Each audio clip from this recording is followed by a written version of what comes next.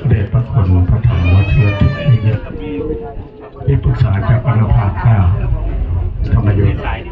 และก็ทุกศิลาของเราที่ปรึกษาจากอนุภาค9ก็ได้มาร่วมเป็นมหามงคลทั้งสองพระองค์ที่ได้เคยทรงเป็นเจ้าในเมืองมาเลเซียฉะนั้นก็ถือว่าวันนี้ได้เวลาเลิกงานยามดีแล้วตามปกติแล้วตั้งบรมศาสดาองค์สมเด็จสัมมาสัมพุทธญาณยังมีพระชนชีพอยู่นั้นไม่ได้เชิญเทพยดาลงกราบไหว้ขอพรไม่เคยขาด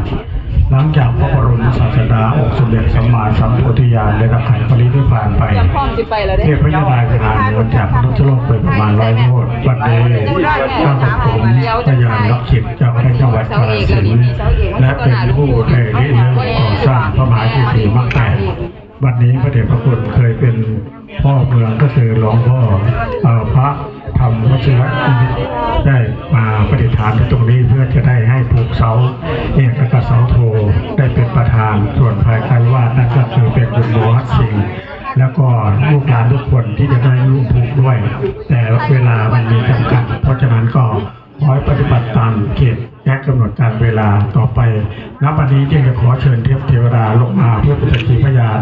ในการประกอบพิธีต่อไปมันดา